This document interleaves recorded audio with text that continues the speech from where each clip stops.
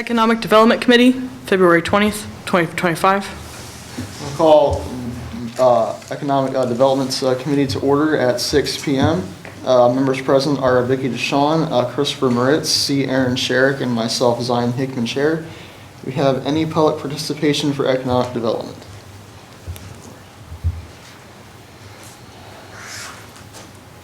Greg White, 1125 Hillcrest Drive. So what's going on with the JED, Mr. Hickman? Why haven't any meetings been scheduled? This has been going on since last year and still nothing.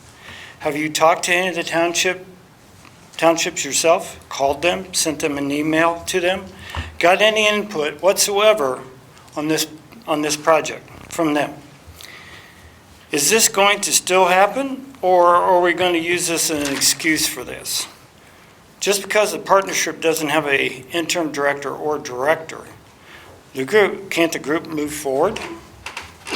Or have the townships just said no to this? Has the new interim director been appointed for the partnership yet? Haven't seen anything yet. It's my understanding through some sources that a person from a college in Mansfield is going to be appointed to that position. I don't know if that's true yet or not, but that's a good rumor. And some of the things that the partnership hasn't done in the past for this city has been basically honest with what really needs to be said. And you even stated in some of your in a past post that no jobs or industries coming into the city of Bucyrus until the wastewater treatment plant is completed.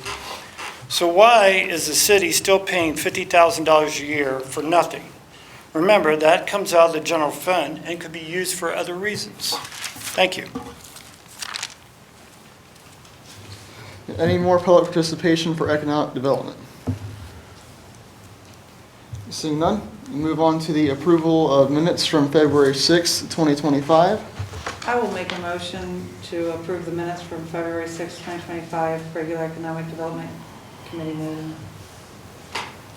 I second that motion. I have a motion by Sherrick, a second by Ms. Dishon. All those in favor? Aye. Motion passes.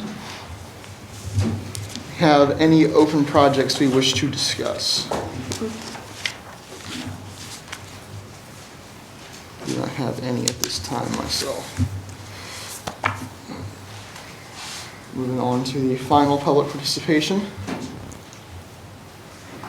Seeing none, we'll adjourn at 6:02 p.m. Service Committee, February 20th, 2025. Service Committee called to order at 6:04. Members present, C. Aaron Sherrick, Kevin Myers, Zion Hickman, I myself, Chris Moritz, Chair. This time I'd like to open up for public participation.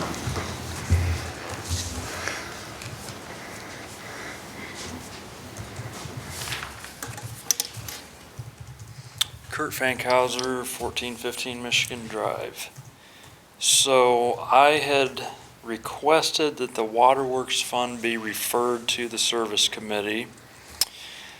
This is in response to the Waterworks Fund having issues with the fund, and I didn't say anything on Tuesday because I was waiting to see the auditor's report. There's been some news articles circulating regarding the Waterworks Fund, and I feel at this time that there hasn't been sufficient explanation to the public as to what's going on with the Waterworks Fund. I have an email here dated February 13th that was exchanged between me and the auditor. I'm going to skip forward several sentences to what I believe that is relevant. I'm going to start with this. This is the auditor sending this to me. If you look at the statement of cash position from December 2024, you will see that under the unexpended balance, it says that it is $1,63,750 $270,000.33 to the negative. If you were to add back the $300,000 we will get from the 270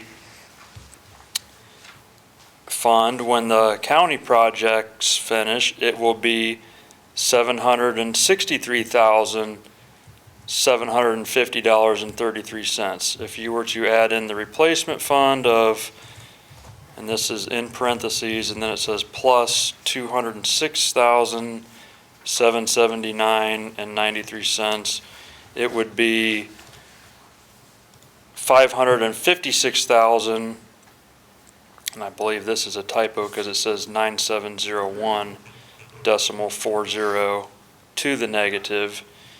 If you add in the purchase order that we still owed on, and this is in parentheses, minus $472,073.16, it would be $1,029,043.56 to the negative. But that also does not include outstanding reimbursements from grants, which could make it under negative $1 million. That was why I was hesitating on your question during the town hall about the 7 figures, because it may be on the cusp.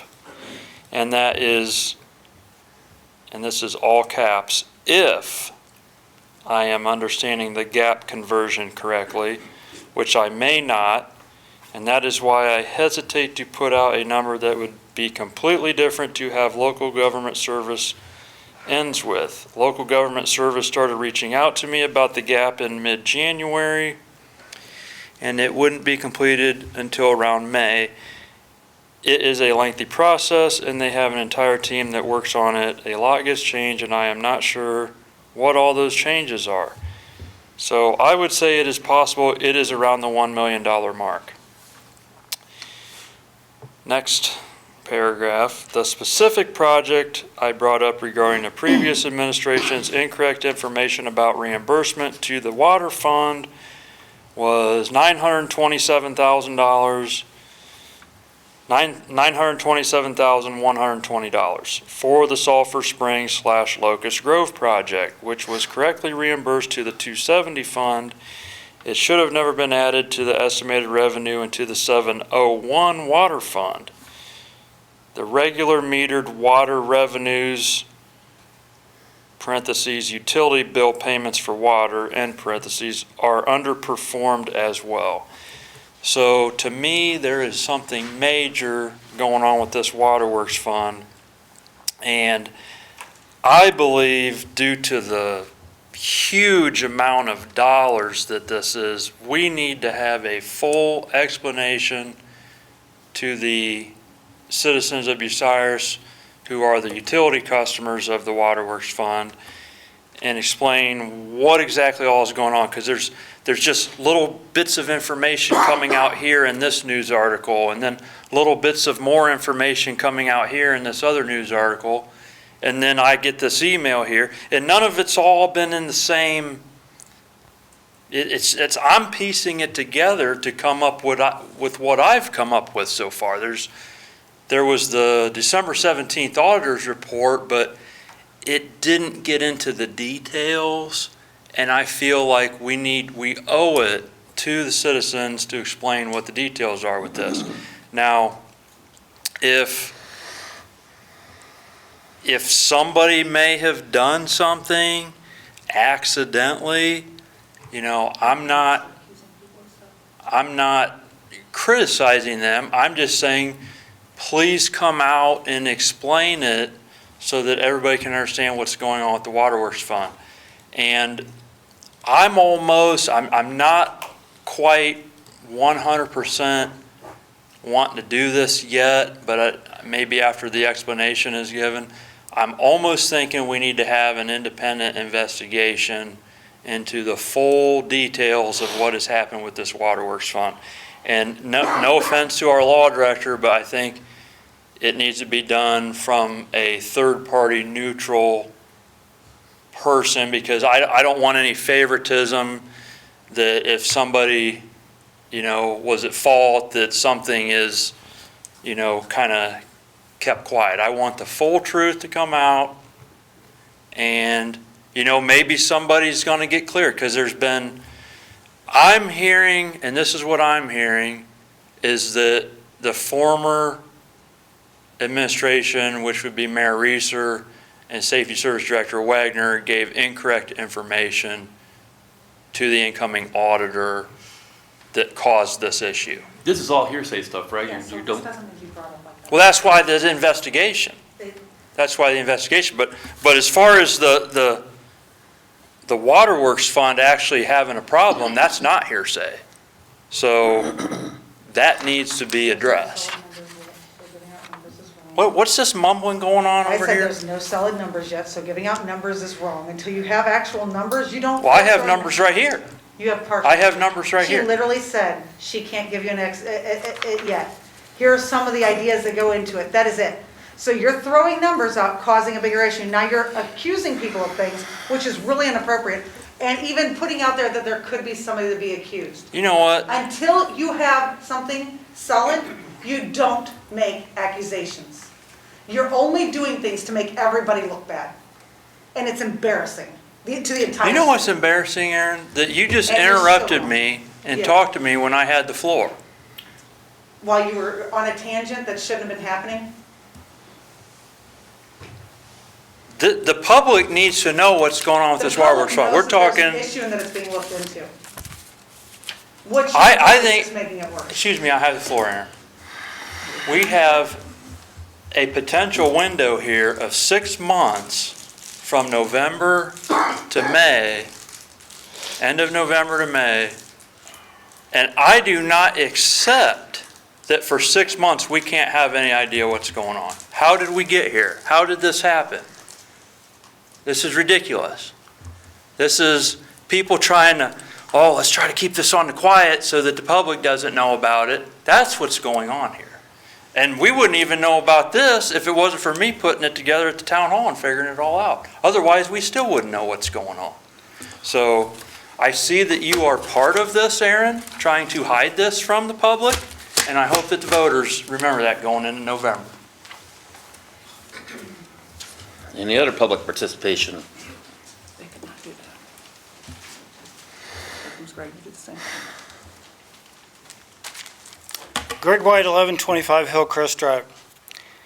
I too am concerned as a water payer that the citizens of this community are paying for outside water lines that is not going to recoup itself for 20, 30, maybe even 40 years. Even the mayor gave that explanation. They don't have enough people for those water lines, even though they put taps in. These people don't want it for some reason, okay? So why does the residents, myself included, have to pay higher rates when people outside do not pay a higher rate? They pay the same rate, okay? That, I think, has upset a lot of people in this community, why they're not paying higher rates. And you're not going to recoup the cost of those water lines for 30 years plus. I don't care what. The numbers are there, okay? So my suggestion to the Service Committee is looking at selling the water lines east of Bucyrus to a private company with an agreement of selling bulk water with that, just like Nevada. Put a meter on it. The city could then put that money back into the water fund and recoup some of the loss in the water fund currently. There's also the suggestion that many people have contacted me about selling the water treatment plant, getting rid of everything, going private with everything. I know John Ernsberger was highly upset about that, but you know what? It's the will of the people, not the will of the city. So that's something that needs to be looked at, about selling all the water lines east of Bucyrus and recouping some of our costs. Maybe putting all that money back into the water fund. You'd be surprised, I bet you it'd bring in quite a bit of money. And with the perception of selling them bulk water like we are doing Nevada now. Thank you. Have you done any research and found any communities that have done that, like in the last 10 or 15 years, as far as selling their water treatment plant and/or any of their infrastructure? Let's see. Marion sold theirs many, many years ago. okay? They're all privatized. Findlay's all privatized. How many more cities you want me to tell you? I just wanted one or two to know to look at. Okay, so there are many, many cities that are selling out, okay, of their water plants because they cannot feasibly, a municipality cannot feasibly keep up with all the demands of the Ohio EPA or US EPA or whatever you want, whoever's throwing what out, new regulations. They can't keep up with the cost factors, okay? Do the private companies have just more people on staff to do that, or do they have less regulations? No, they have the same regulations as any municipality does. They don't How are have. they doing it cheaper? Huh? How are they doing it cheaper? They are. I mean, you Yeah, I didn't know if there was like a formula to I that. mean, I'll tell you what, I've talked to people in Marion, okay? And their water rates have not gone up 15%, okay? So they have an infrastructure, they have a plan, they're a private company, they self-invest in themselves, so they reinvest part of their profits back into their service, okay? Like a co-op kind of Yeah. a deal. So with all these municipalities now looking at going outside to private companies and just selling everything outright to them, it's actually a benefit because then the city doesn't have the expense anymore. And like I said, I've talked to many people down in Marion that I know. They're very well satisfied with their water service down there and the cost of what they pay per water. No complaints whatsoever. And matter of fact, I talked to a person that actually works for the company, and they don't have that much issues. I mean, they're trying to expand more, okay? Private companies have better investors that can invest in the company and privatize things better and have, like I said, they reinvest into their company. Part of their profits get reinvested. So they put back money into the infrastructure of their facilities. Thank you. Any other public participation, if I can get it out?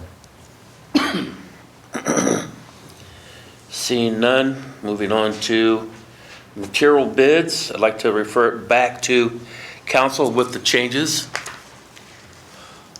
I will make a motion as an emergency, to actually. request the legislation back on council's agenda as an emergency. I'll second that. Mr. Myers made a first, Aaron Sherrick made a second. All those in favor? Aye. All those opposed? Motion passes. Do we, just for clarification's sake, do we know where the breakdown was in this? You know, when who made the changes and why wasn't it referred back to us properly? That, I'm assuming, is the same kind of errors that's been going on with the 900 stuff and some of the stuff from health and safety, and it's just formatting, I think, is a little bit wonky here and there. Would it be appropriate to ask Miranda if you could just kind of convey to the people that would be involved in such things, if they do make changes, let us know ahead of time, because we could have had a special service committee meeting prior to the council meeting on Tuesday to avoid having a special council meeting next week. And I think it was really shoddy timing. The person that had those changes had been out sick for 2 weeks during those discussions and had Okay. missed that. And by the time they, had a chance to look at it, it was end of last week and this week, so. Thank you. Yep. Thank you, Miranda. Up next, the Waterworks Fund. We've already had some communications on that. I have a note here to say that it's not ready for discussion yet because we don't have all the facts in yet. So I don't see any reason to talk to it furthermore at this today, until we get all the facts in. And then I have BCO Chapter 137 Airport Commission. I believe Law Director would like to speak on that. Yes. So I had worked with the commission, looked into what was going on, reviewed the ordinance, and it turns out that for the last several administrative cycles, they haven't been really complying strictly with the staggering requirements. However, the way that I understand it, if we just leave well enough alone until the end of 2025, then 2026 will give them an opportunity to fix itself. Thank you for that. Any open projects anybody wants to talk about next? Seeing none, public participation again for the last time.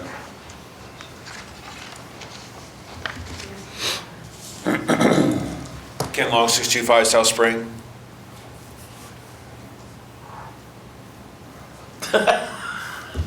I know what you're going to question. Go ahead and say it. No, go ahead. It is currently in the administration's hands again to go over all the changes that were made, initially it off this time, getting it back to the law director so we do not have like the formatting problem like I was talking about earlier. Everybody's on the same page. We've all had meetings all together to discuss what the changes are going to be and have it in a room all together instead of going department to department to department, back to law director, departments, back to law director. We all sat down in the same room, hashed everything out. This time it should be ready pretty soon. Everybody's signing off on it. They're all looking at it, and it's coming up. Your section is 915.04. Basically, what the part you're looking for is. It's in there. That part is done already. No changes need to be made to that one. There's some other places that it did.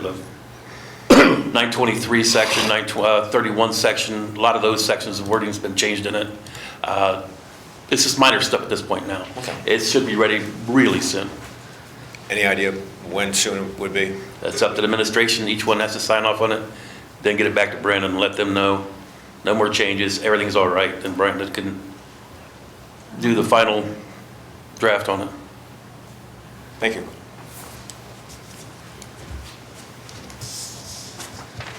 Any more public participation? Seeing none, we'll adjourn at 6:22. Public Lands and Buildings Committee, February 20th, 2025. Calling Public Lands and Buildings Committee to order at 6:23 PM. Members present, Zion Hickman, Christopher Moritz, Kevin Myers, and myself, Aaron Sherrick, as chair. Do we have public participation?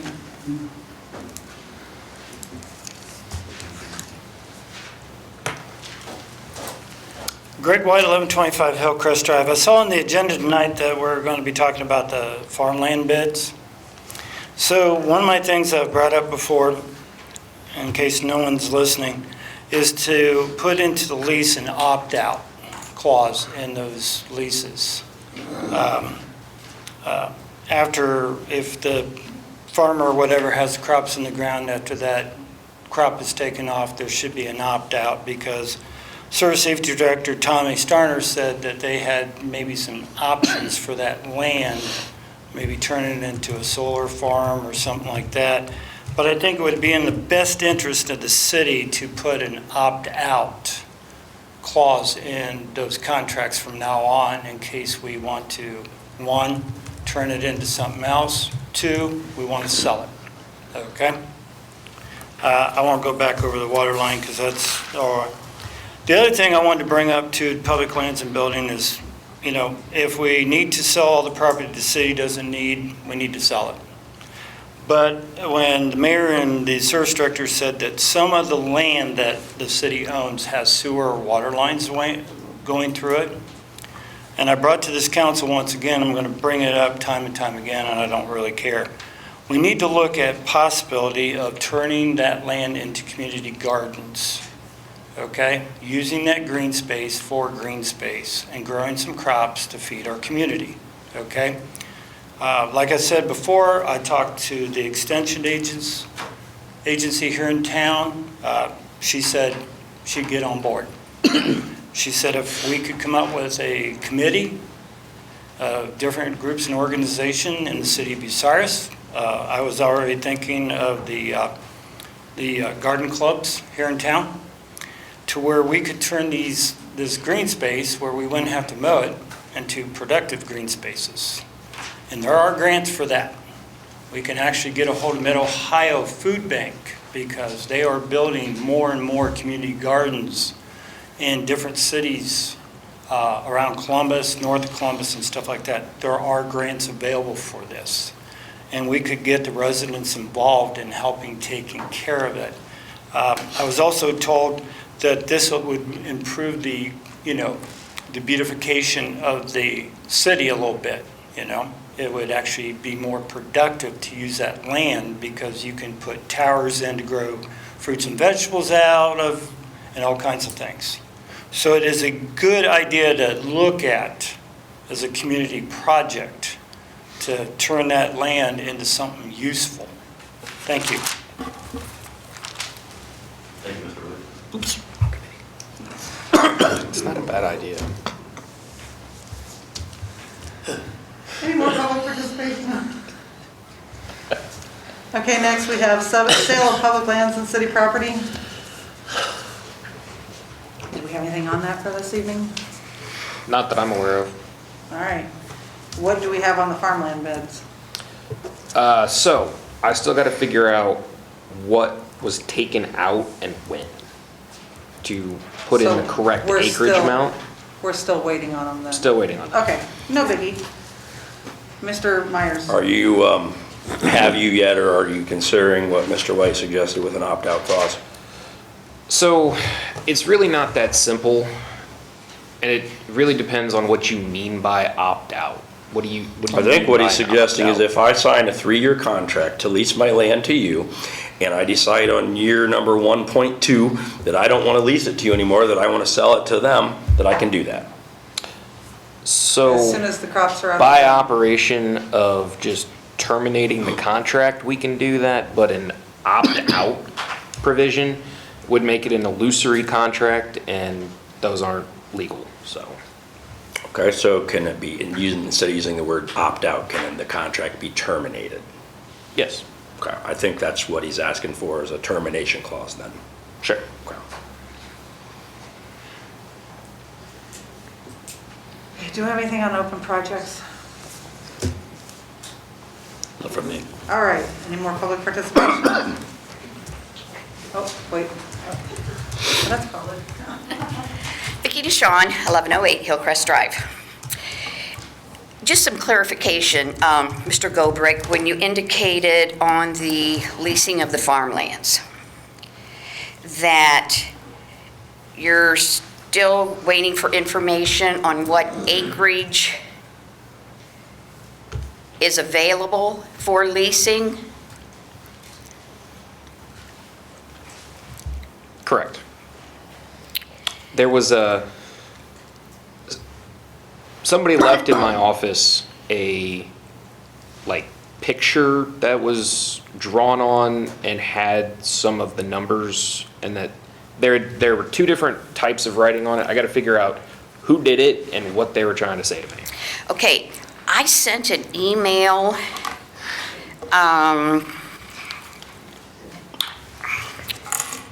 let me double check here.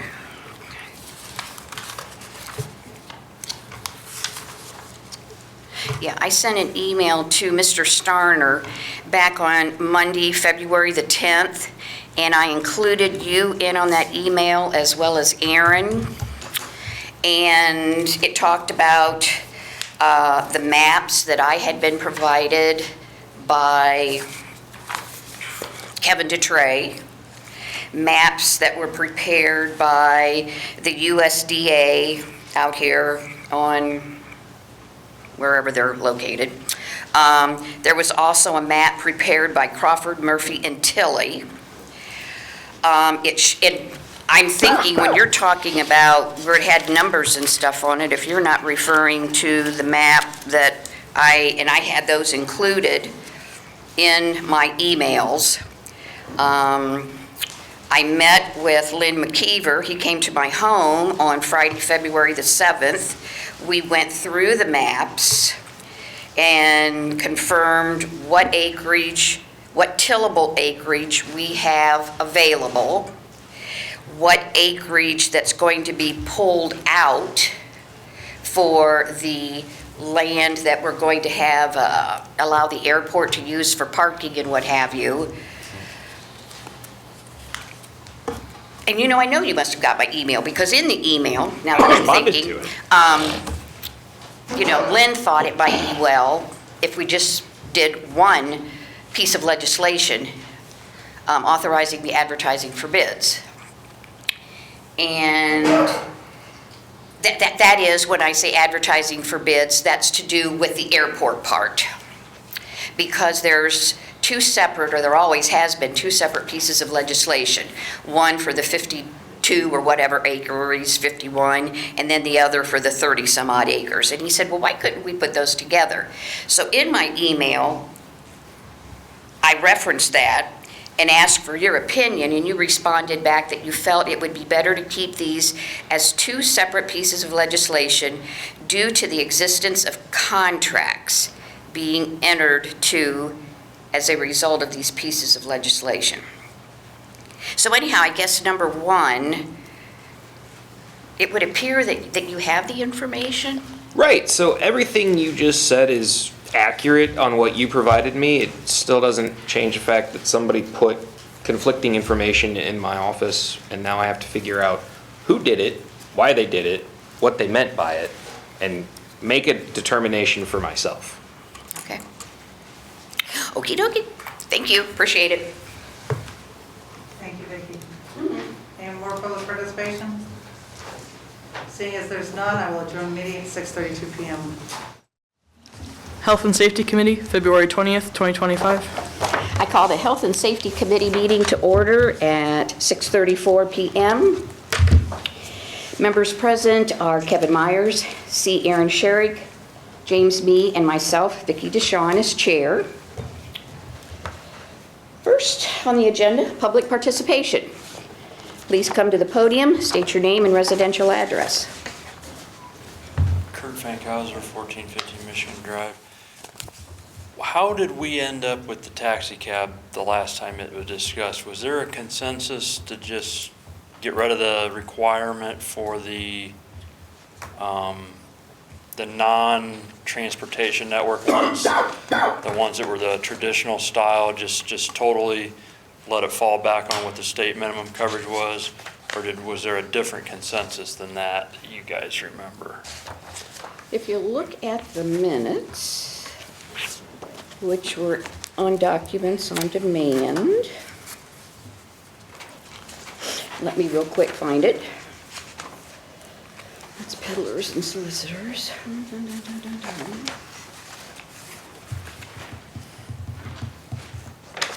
It must be this one.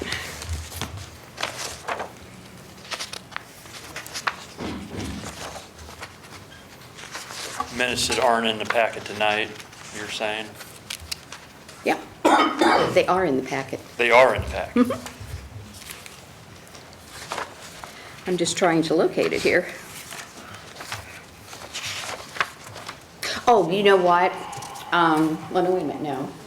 That was something else I'm thinking of. But no, yes, they're in the packet. I'm trying to find so I could read what it says.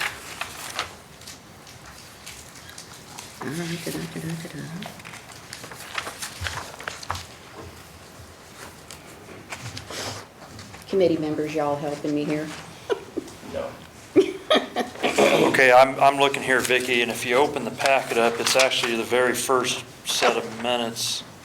Actually, it's the second one on like the 5th page. Oh, yes, my Open goodness. projects, I'm looking taxi cab. for taxi cab, and that's, yes. And it's my understanding how we left it, that we're going to make no reference to dollar amounts, and that it's just going to refer to whatever the state requirements are. Pardon? It says it right there in the Yes. minutes. We're just going to put the Ohio Administrative Code section and to set the limits. The very last line. Yeah. It says here, I'm seeing, it says Myers moved to request legislation to amend the taxi cab ordinance to reflect the state of Ohio's regulations, seconded by Sherrick. So does that mean we're still going to have a taxi cab ordinance? Or we just... Oh, yeah, there's still going to be the ordinance. There was no discussion on getting rid of the ordinance. So they're still going to have to come up and get their little ID cards for registering to be... Okay, do we have that legislation drawn up yet? Or are we still waiting on a law director? Still waiting on me. Okay, that's all I was wanting to know. Any other public participation? Seeing no one. Next, I'll entertain a motion to collectively, if you want to, approve the January 9th, 2025 regular committee meeting minutes, as well as the February 6th, 2025. So moved. I'll second that. All right. Motion by Myers, second by Sherrick. Roll call. Myers? Yes. Sherrick? Yes. Me? Yes. And myself, Dishon, yes.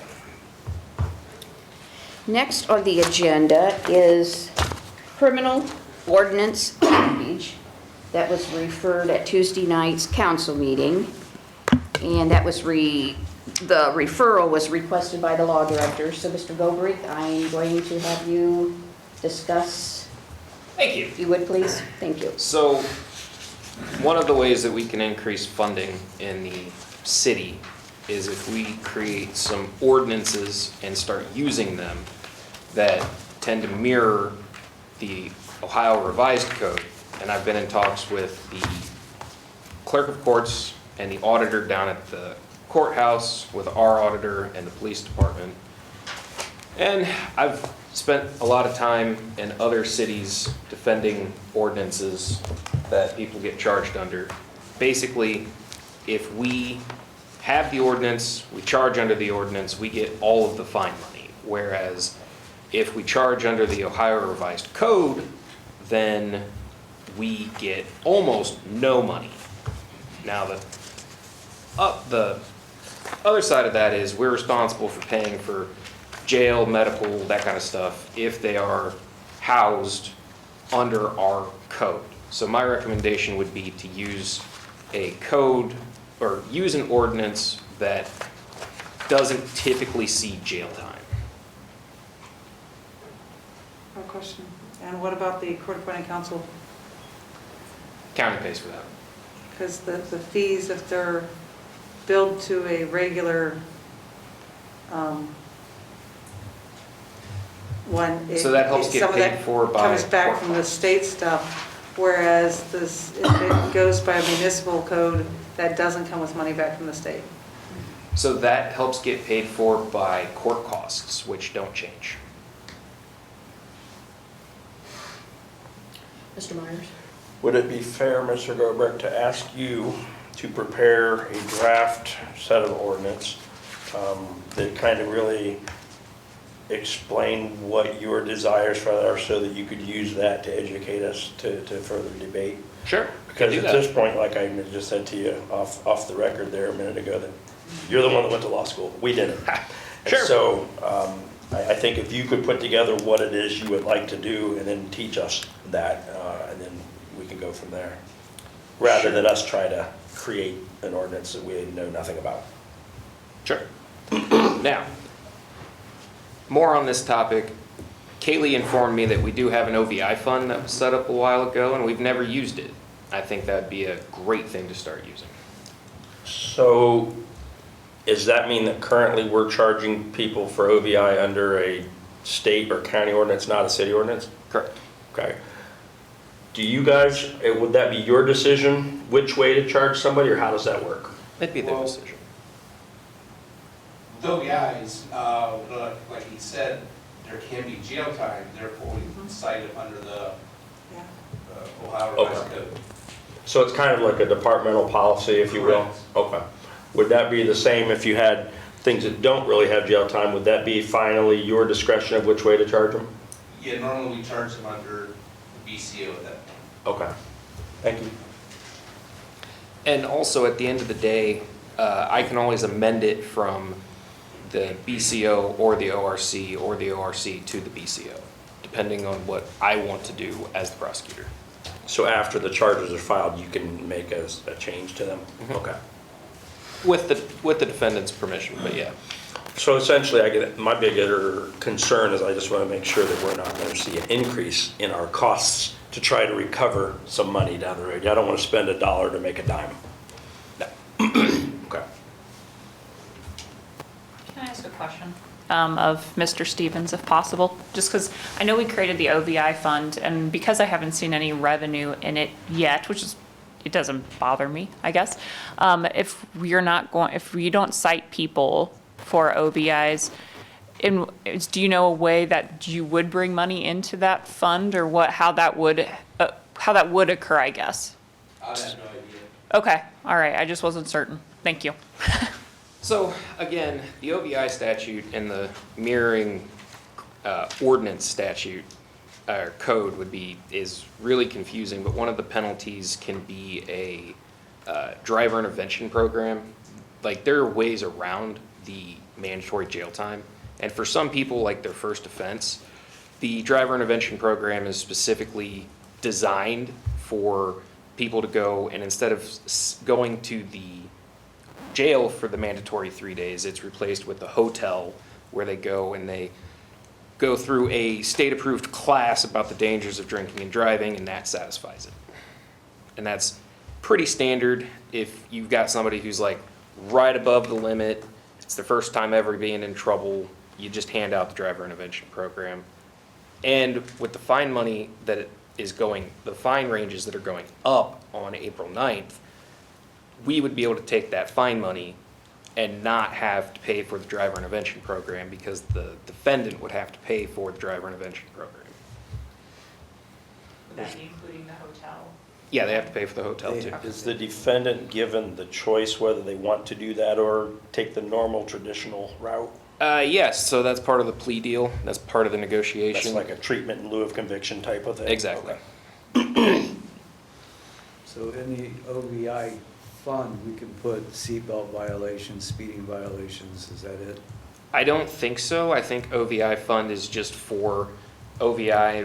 That particularly would go to the police department to be spent on increasing their OVI capacities. It's a specialized fund, so any money you would get from OBIs would go into that fund, and then you could only use that money for equipment, things that would assist with OBIs. Which is a very broad term, considering that the way to enforce OVIs is to go do police work in general. So it's not just alcohol, it's intoxicating, okay? Mm-hmm. Yeah, write something up, I think. Cool. Do we need an official request for draft legislation, or can we just request that you work on something and bring it to us? I'll work on something and bring it to you. Okay, next on the agenda is 450 Dudley Street. I just asked about that one yesterday. Pardon? I just asked about that one yesterday. I did some checking. Did you find the sisters? Yes. Yes! Well, let's put it this way. You know, I got the obituaries of both the husband and wife who have passed on. In those obituaries, it identifies the names of the children. The tax bills are being sent to one of the daughters that lives in Caledonia, Ohio. I have secured, at least through my Google searching in that, her address, her landline phone number, and her cell phone number. Hopefully, they're still current. I mean, this is better than, Hey, it's better than I had. you know, nothing. I did find out that this property is not only listed in the husband and wife's name, but back in 2000, they did a quitclaim deed, husband and wife, and transferred it over to themselves as well as two of their 4 children. So the property has living individuals that have an interest. I checked with the probate court. There have been no filings done with the court for the husband and wife or, you know, any estate. There was a mortgage. That mortgage has been paid off. I got copies of that. I checked with Barb at the Crawford County Land Bank, and she indicated that at one time, I did not ask her what date, but they had sent a letter to the Caledonia address, the one daughter, where all the tax bills are being sent, asking if the family wanted to give the property to the Crawford Land Bank, and then, of course, they would tear it down and what have you. She said they never got a response back to that letter. So anyhow, this is your little packet. Thank you. I mean, this is more than, you know, what we had before, hopefully. That's fantastic. You know, that'll help you to It will. do some, oh, and then I also think, I also have an email address for the Gal in Caledonia on that. So again, Cool. you know, how current that is, but. Okay, so anyhow, I'm passing that on to you, Mr. Gobert, because I was sort of laughing at the property maintenance ad hoc meeting. This property came up, and you said, get me an address and I'll go knock on that door. Yep. Well, Give me an let's address, see if go those knock on the addresses door. or phone numbers or emails will help you. Okay. Any open projects? If I may ask, how we coming on peddlers and solicitors? Peddlers and solicitors is almost done. Okay, great. All right. Any more public participation?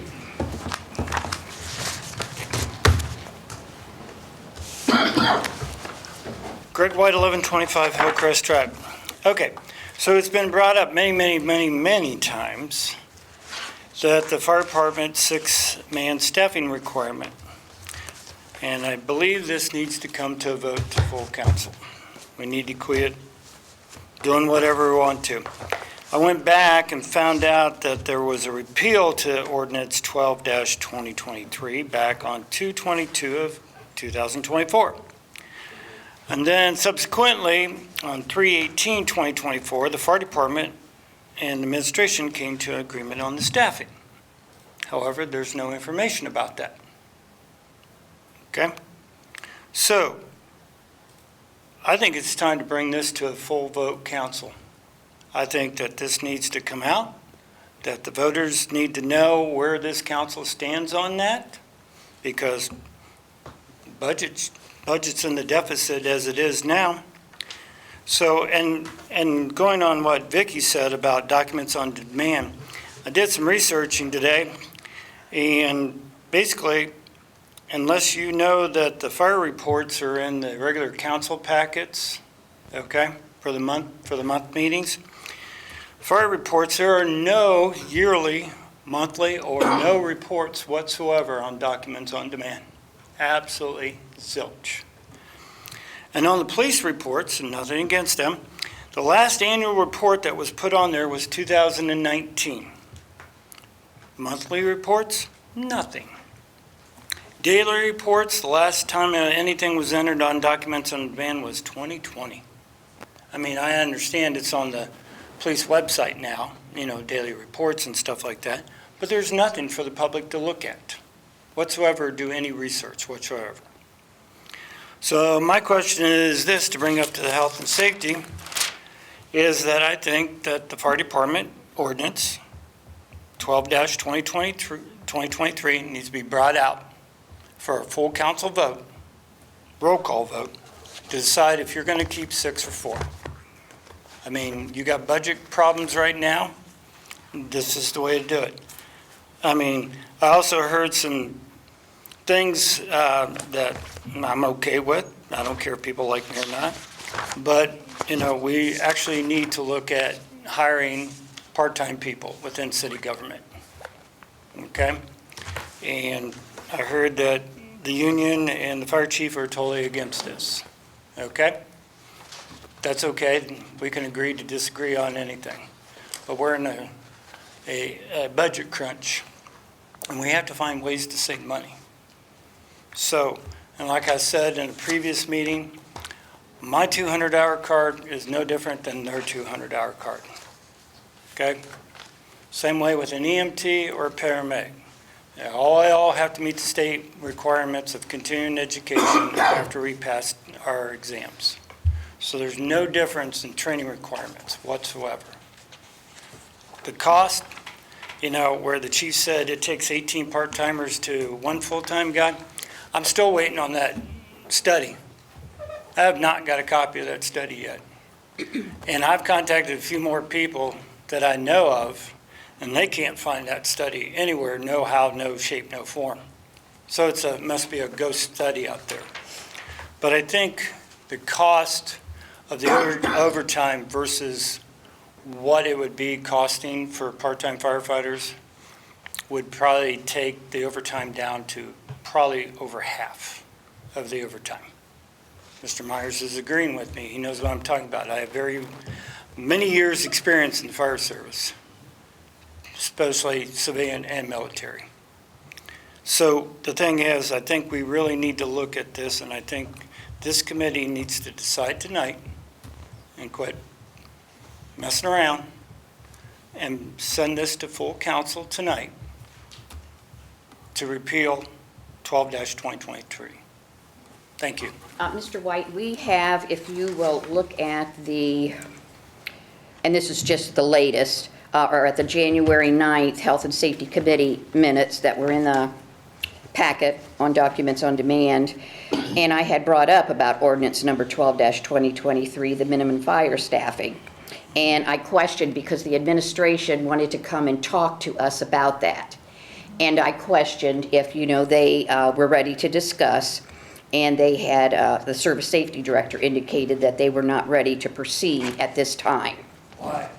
Why can't we talk about it? Why can't we bring it to the table? Why, once again, why are we delaying this process? Okay? That may be a question you might want to go and discuss with the administration. I will. I guess I just want you to know that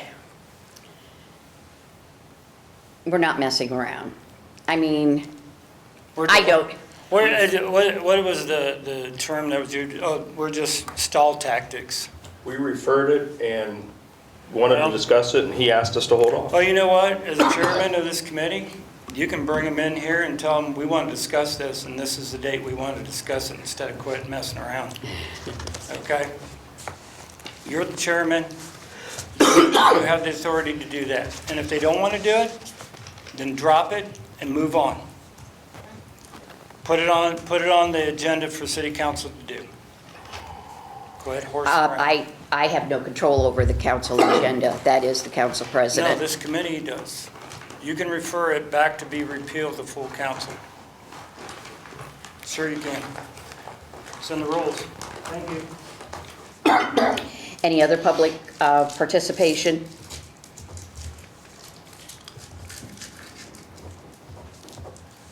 Seeing no one, I will adjourn the committee, or I will adjourn our meeting at 6:56 p.m. Platting Committee, February 20th, 2025. Platting come to order at 7:56. 6:57. Or 7, 6. We're still at okay, 6. 6. Looks like 7 to me. Members Aaron Sherrick, Kevin Myers, Vicki Dishon, James Mead, Chair. Public participation. Kurt Fankhauser, 1415 Michigan Drive. Are we talking about the tiny homes tonight? Is that? It has to be. Well, the zoning is, as a whole, it's in Yeah, but committee. it's not on our agenda. And it's not in the minutes, or it's not in the packet, right? Zoning's an open project. Yeah, the whole Yeah. zoning code. You referred the whole zoning code yourself. Oh, okay. So I think we can talk about it under that, guys, Is zoning and ad hoc though? Was involved in it? but it was referred to this committee. It was never crossed off the list, so I think it's fair to talk about. Yeah, go for it. This thing with the tiny homes was first brought up at a mayor's debate several elections ago when Dan Wireball was running for mayor, and he first pitched the idea of tiny home villages. Now, at the time, I was like, this I didn't really see the point of it, but as more time has passed by, I really am starting to agree with Dan Wireball on tiny homes. Could you say that again? Just Dan Wireball, I am really starting to agree with you on tiny homes. I never thought I would say it, but the day has come. And I tell you what, I've been looking at these, and there's a website, www.boxable.com. They make these tiny homes, and Elon Musk has purchased one of those tiny homes and lives in one himself. So, as we've got all these lots around town that are vacant, that, you know, maybe a house was tore down or burned down or something, and nothing, because some of those older lots are too small to put a normal sized house on. And at this point, they're kind of like zombie lots. You can't really do anything with them because, like, some of these things only have like a 50-foot wide lot width on them. And Mike has shown me some stuff on the tiny homes. He has printed off some stuff. And I just really think that, you know, with this housing thing going on, the housing shortage, I think this needs to be one of the top priorities of, you know, how can we, and there's things to work out, like, is there a permanent tiny home or a mobile tiny home? And the mobile ones kind of fall under, like, you know, like kind of like a single wide type structure, which as of right now, our zoning only allows single wides in the mobile home designated zoning district. And this one I'm kind of leaning towards. So we have R1, R2, R3. I believe that the R3 is the one that has the lower square footage. Currently in the R3, there is no minimum square footage for a house, but minimum square footage for a house in Ohio is 950 square feet. So to have... Can we overrule that with our own rules and ordinances? With everything, with zoning being an ad hoc right now, it'd be the perfect time to get legislation written up for this. A lot of towns that said they weren't going to do this have done it. And I know he's bringing it up here tonight, but it's the more appropriate place for it in that ad hoc committee, do you believe? Yeah. And is that something, sorry if I'm asking too many questions, Jim. No, go. Is that something that you would be able to take to that committee? I know you serve on it anyway, but as far as documentation of here's what we should, you know, be putting in place for that? Right now, I want to say, from what I understand, that about every county in the state has looked at this, and they're just seeing where they're allowable. Because, I mean, you go up in Ottawa County, and the park model tiny homes are everywhere. So, but those certain properties were mobile homes before that they are now. So I think that we'd have to see what, I mean, I would not want to put a tiny home in the R1. So because of the lot size, the square footage of the houses, but R3, because most of the houses are closer together in the R3 than they are in the R1, R2. But there are a lot of lot sizes in the R2 that the present houses on them are taking up more than 50% of the lot, and you can't really do anything with them. I mean, right now there's a property in town that there's two houses on a 6,700 square foot lot. And they're looking, right now it's up for sale, and but they can't split it because it would be way under the allowable square footage. I mean, it'd be under 3,000 square feet. And the only option is to tear one of the houses down or tear the drive out to the one house and connect it. That's the only really good option for it. So, I mean, a lot like that would make sense to put a tiny home in if there was no structure on it. But,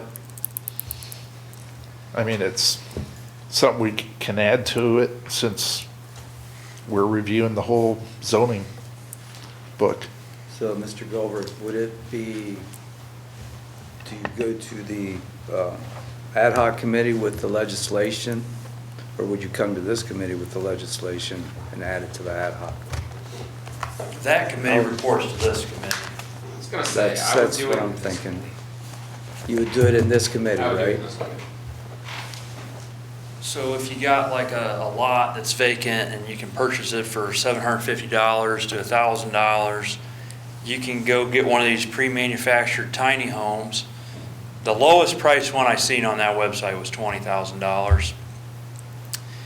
Theoretically, you could, if we change the zoning, you could be up and running probably for less than $25,000 on one of these lots with a fully functional tiny home. And, if compared to what other housing prices are for traditional housing right now, that is a huge difference. Huge difference. And there's a lot of young people that can't afford the traditional homes right now because the price has just skyrocketed on those. And for them people to be able to start out small, live in there, maybe they could afford moving up, and then they move up, and then somebody else moves in. And then now we're getting more people living here. We got more water bills, sewer bills we're getting paid for, and all that. But it sounds like, I would just provide a high-level overview here. The details can be hashed out at a subsequent meeting, potentially. And I think Mike's going to keep looking into them, too. He's probably going to check other communities out, see what their laws are, stuff like that. But moving on to my next subject here,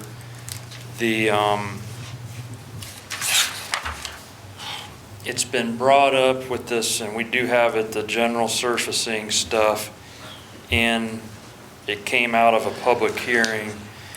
And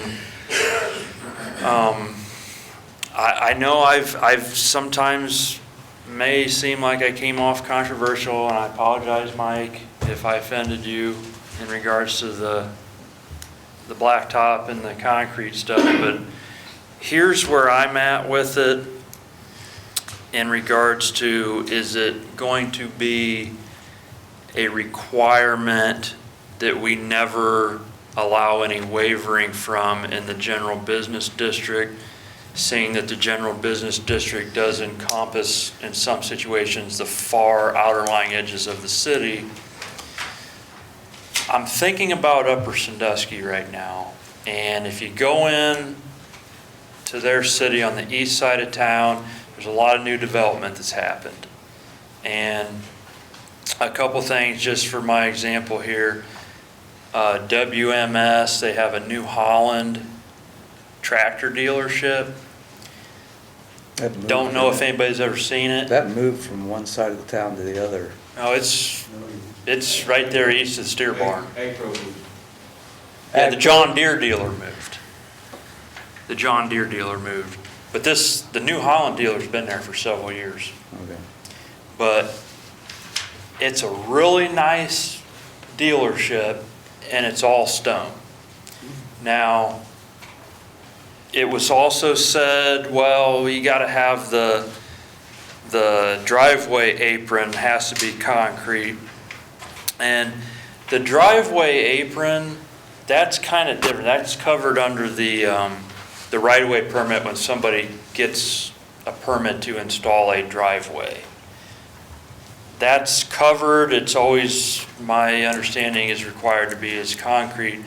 But beyond the right-of-way, when you start getting into the private property setting, I think we're going to be shooting ourselves in the foot with small businesses starting up if we go full bore and require the blacktop into concrete 100% of the time. That WMS, there's also, I don't know, they must have two businesses there because behind McDonald's over there, they also have another equipment dealership, and it's all stone too. There's a drive-through kind of on the south side of that street going in there, across from the New Holland dealership that's stone. The John Deere dealership the Ag Pro dealership they just built, it has concrete or blacktop out in the front, but once you get further into their property, it's all stone in the back. So I know everything looks nicer when it's concrete or blacktop, but I'm thinking as a small business starting up, what can they afford? And you could be easily in a situation where your parking lot slash, and I don't know if we're differentiating between parking spaces themselves and loading areas, because this 1189.03, the more I look at it, it's very, we've molded it and changed it so much. I almost think we just need to start over with it because it's so stressful to the brain when you're looking at this thing. I think it could be worded way easier, and you know, I'd like to see what some other cities have done as far as how theirs is worded, but I could see a situation where somebody wants to come in, bring a business in, whatever, their parking lot area is going to cost more for them to build than their structure they're building for the building. And I'm thinking back to when I bought a property myself 10 years ago. There's a commercial general business district in town. I could not afford the concrete or the new blacktop at the time. As the years have went on, my business has become able to afford that stuff, and I am now investing in the concrete. So my thing is with it, we're trying to get businesses. I don't want to have one single business turned away right now. I think we're in survival mode as far as just surviving as a city, and I don't think that, I have talked to some realtors here this week in town, and not just one, I've actually talked to more than one, and a commercial developer, and I told them what was being proposed with, you know, requiring the blacktop and the concrete in the general business 100% of the time, and they was like, this isn't gonna be good.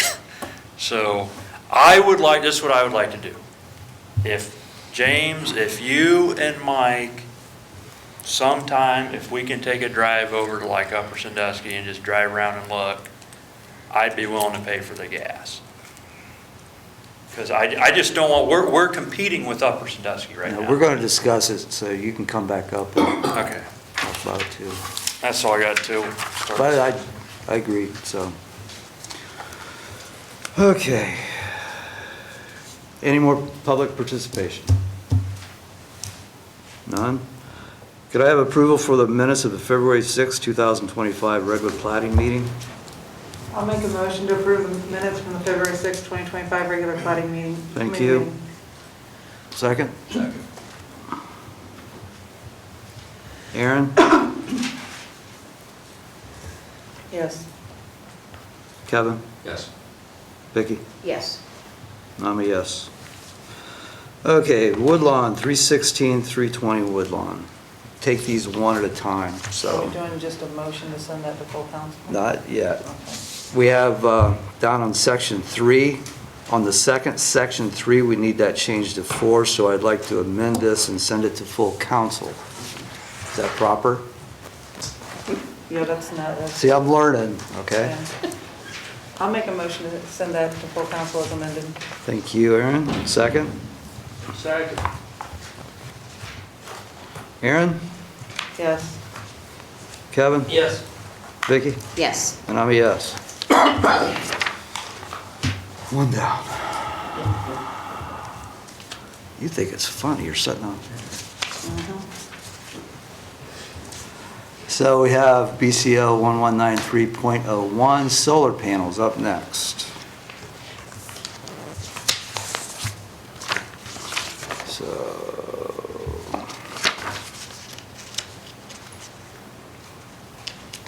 So did we want to add residential to make sure that this was residential? I think so. That's what it said. Is that agreeable to everybody? Yeah. Okay. Mr. Goldberg, what would all that entail? Would we need to just take it to the next committee meeting? Just to add a residential paragraph in here? I think it was just the I think we could request legislation with that change. Yeah. Same as we just did to Woodlawn. Okay. I know we're getting bigger on the requests here, so I would just Yeah. want to make sure. That's not really a structural change, so should be fine. I will make a motion as amended to send that to full council. Second. Thank you. Aaron? Yes. Kevin? Yes. Vicki? Yes. And I'm a yes. So with the change of adding residential. Next, ponds.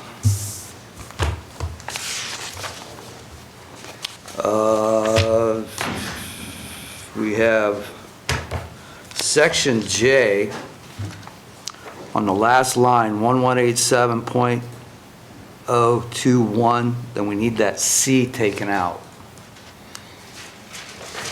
Is that agreeable? Is that the only change? No.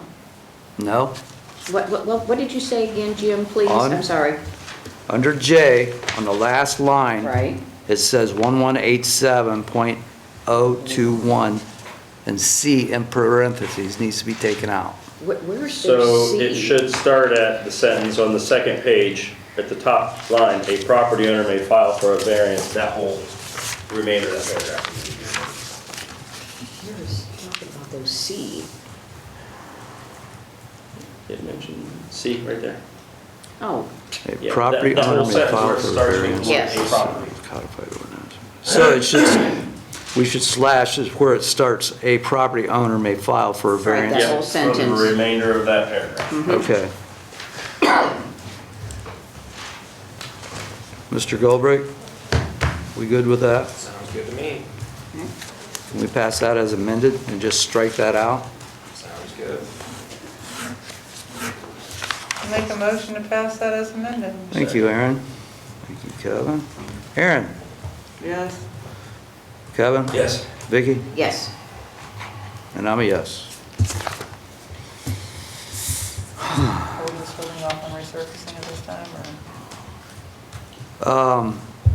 Well, let's talk about it, because we had mentioned something about it in the public meeting, about adding it to the BZA. So what was your feelings on that? I know you brought it up. As far as allowing the BZA to make a determination rather than a Yeah, it said, black and white rule. on line 1, it said, all commercial industrial areas shall have an area that is typically designed for parking purposes of any kind to be surfaced by either concrete or asphalt. And you had mentioned that you would like that. At a minimum, but I think what Mr. Fankhauser said is absolutely correct. I don't want to shoot ourselves in the foot for a business that could potentially want to come here. I just really think, I get you want it to look nice. And I appreciate that. Well, But I would, I'm to the point, instead of going to Upper, I want Upper to come over here and look at us and say, hey, we need to do this to our town. so, well, I'm gonna speak tongue in cheek here. So you want all those people from Upper to drive past all their businesses to come over here and look at us that doesn't have all those businesses? That's my point. Yeah. I want the businesses to feel like they're welcome here, to not be restricted and have all these damn rules that like Kurt said, when he first started, he didn't have the money to do it. What if we'd have had that rule? He'd have built his business somewhere else. You know, that's, how many other stories like that are there already out there or would be out there because of that? I get it that you want it to look nice, but prior to looking nice, I want people in those seats. I want people in those jobs, people in those businesses. Okay, I understand that, and I do too. I've taken this legislation to the administration, I've taken it to the zoning, I've taken it to the engineering, and back and forth for 12 months. And we have, what's the engineer's name? Dylan Wyatt. He said we need this. Zoning says we need this. Administration says we need this. And I understand that it may deter businesses. So, I don't know. Aaron, what you got? You were going to say something. Yeah, I said it way in the beginning, I was kind of shot down, and you guys got all this together, that there needs to be a way for the BZA. So like, just put in there, this is what we require unless you get a variance or whatever from the BZA. Because then you've proven why you need it and what's going on. And for some of them, it'd just be a period of time, like for a period of 5 years before we look at it again. Others, it would just not even make sense for the business. You know, let the BZA figure it out. If I may add, the track history of the BZA, Don't go there. I am. I don't think letting the BZA give a variance for a parking lot is in the best interest of the city, especially since the track record for the BZA is basically 100% rubber stamp yes. Sorry, Jim. But there are some parts of the zoning code that should be enforced, and I don't think that a group of the BZA should be responsible to give a variance or a change to what's required. Okay, Mr. Goldberg, Yes. can you rewrite this to entice businesses to come and keep it nice? Can you clarify? Are you asking him to remove the requirement for the hard surface?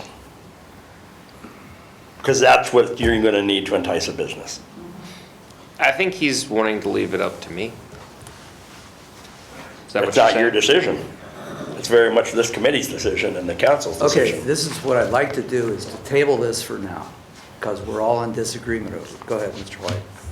Okay, Greg White, 1125 Hillcrest Drive. At the beginning, my understanding, because I was there, was it was only supposed to be for the downtown business area. Yes. And we were going to leave everything else alone, so these small businesses could still operate, still come into our city, and all this other stuff, and now it's changed. Yeah. Now, Okay. Now, wait, that's on me, because Right. I take it to the administration, how do you Right. like this? I take it to the engineering, I take it to Right. Dylan White. And this is what, I all understand that, that. 12 months of this has come up to this. I understand that, but what is in the best interest of this community to bring small business into this town? I mean, I can understand giving them variance for so many years and then maybe improving or putting something in there to improve the lots over so many years, because a business can't afford concrete and asphalt right off the ground. Even that's subjective, though. I mean, Well, yeah. what if that was you and we gave you 3 years, and at the 3 years, you're not quite there yet? What are you going to do? Leave? We Well- just shot ourselves in the foot again. Well, I understand that, but you got to give some good, a little give and take, okay? I disagree with Mike with his comment about the BZA, okay? I think they look at things pretty reasonable and stuff like that. I said on the BZA, just for everybody out there on Facebook. So, but, And what I look at is an improvement, if it's an improvement to the property in the neighborhood Right. and the properties around it. That's what Right. I look at. I agree with you there. But like Mr. Myers was saying, we can't force these people, because they're going to look at it and say, I'm moving somewhere, I'm going somewhere else with my business. And then you lose the property tax, you lose the income tax, and you lose everything, the sales tax too in this town, because that business decided not to come here. Thank you. Thank you.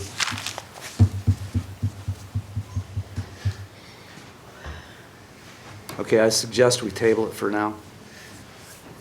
Unless you want to speak on it. Go ahead. I told you you could come up later. Just one last part I wanted to add, and I've heard this term said before, you can't legislate a utopia. And what would actually spur the most business would be no regulations at all. No zoning, nothing. Now, I understand that we want to have zoning to keep things in a somewhat orderly fashion with development, but the more red tape, the more regulations we have, every single one of those regulations is one more reason for a business not to move here. And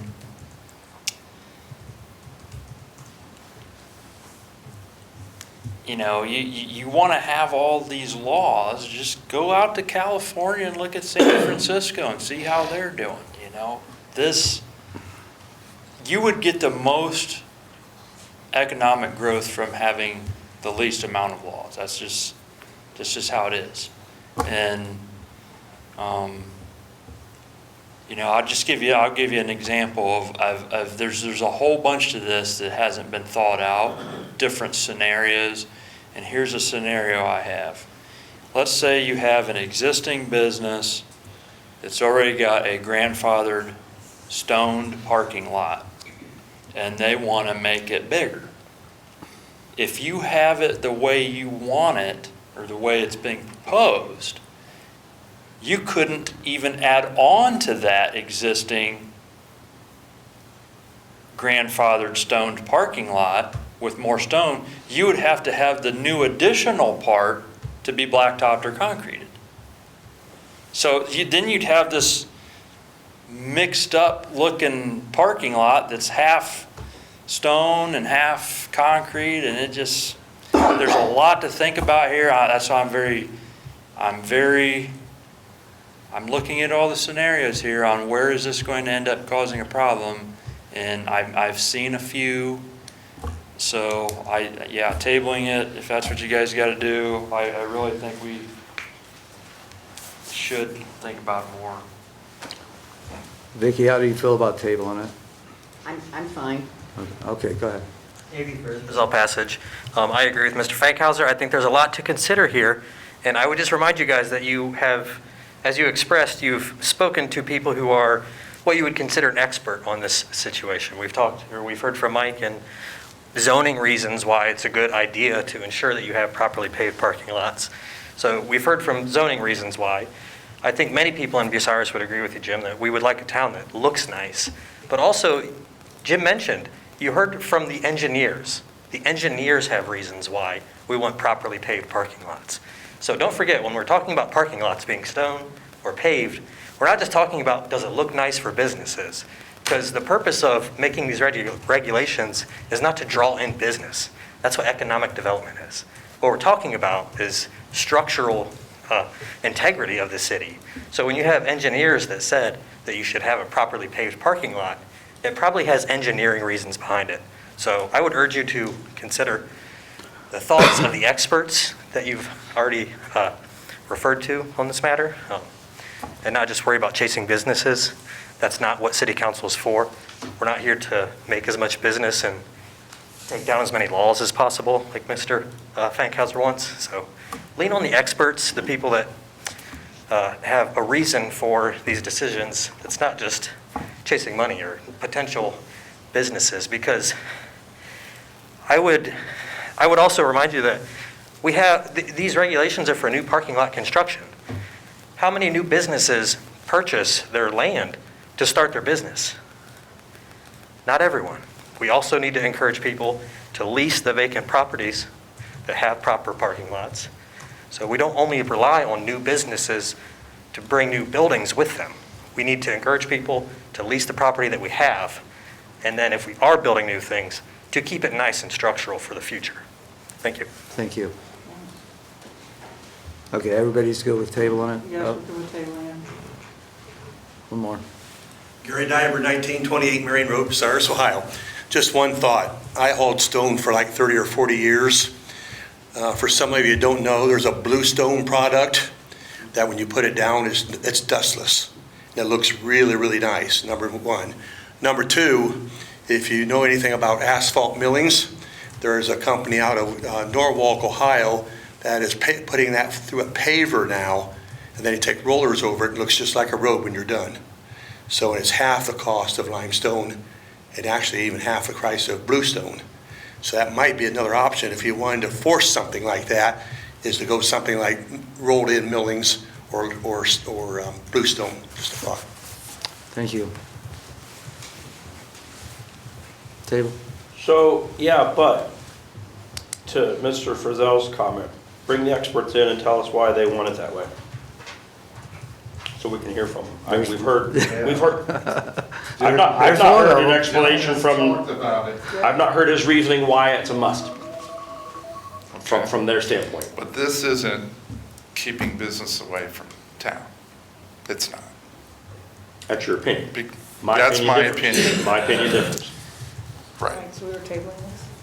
But I thought we As soon had as it gets done. Dylan in here before talking about this requirement. Yeah. Not specifically. He didn't specifically state why Or was it under important to do. the 900 for paving? I think we just hit on the subject lightly, but he didn't go into, I don't remember. Okay. Put it that way. All right. I mean, educate me and change my mind. Okay. So we'll have to get Dylan here. So. Yeah. Well, yeah. Could he provide a letter versus being here in person if it's easier for him? Yeah. Or call me sometime. Yeah. Tell me. All right, I just want to hear it. That would be good, Yeah. because that way everybody can see it. And also, he can supply the spec for the process that Mr. Daiber mentioned about using recycled asphalt product And that's running bluestone. through a paver now. When that's done, is that considered asphalt to you? It falls under an ODOT spec using, yeah, it's, But would it qualify as being asphalt, which is what we're looking for here? And would they pay stormwater on that, or would they not, because it would be considered a stone product? if it's going through a paver, I do believe it's for stormwater. Is it really the porousness of it, if it holds water versus doesn't? Yeah. Because I know they use that on township roads pretty much exclusively to cut down on costs because of how much it is per mile for new paving. Could you verify those questions between now and then too, as far as the stormwater part? Okay. Dylan can, I'll talk to him tomorrow about it. Thank you. Thank you.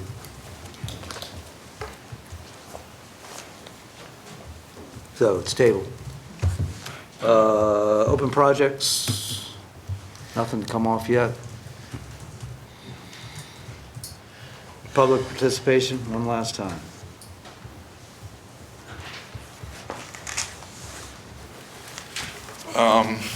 I'm not sure if it's for here or do we have to do it through finance. For the fees for solar permits, who sets that? Is it finance? Because currently right now for residential solar permits, it's $10 for a solar permit. Most other cities that are doing roof-mounted solar, they're $100. Didn't we talk about combining all of the permit fees that at some point that was referred somewhere? I don't know if solar permits were in there. I thought we talked about all fees, all permit fees. Yeah, but I don't know, solar, what's the solar section that we just had? I wasn't sure if that was even in there. Because that'd be a different fee. Because right now, building permit and the zoning is $35 for houses, but with solar, the fire department has to go through final walkthrough. They have the option to. Yeah. Solar. Yeah. So I wasn't sure if I would that had think it been would reviewed. fall here, because finance would be if we were spending the money or having to decide where to put the money, but if it's just setting a number, I think it would fall under the committee that has that legislation, would be my. So I don't know, solar. Finance. thoughts are. Well, What is the question? The permit, who sets the price of the permit? Setting of the Solar. the that permit would be for administration. solar. He says administration. That'd be administration. Oh, okay. All right, I didn't know that. I thought it was under finance, it adjusts the fee schedule. so what's it gonna be? $100. $100 bucks, $100. so. Because right now I have 15 that I've taken in, so. Okay. Thanks. Thanks.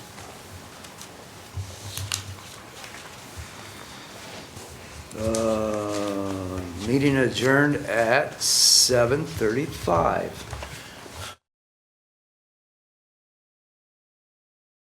Finance Committee, February 20th, 2025. Call finance to order at 7:36 PM. Members are present are Mr. James Me, Christopher Moritz, Vicki Dishon, and myself, Chair. Public participation for finance.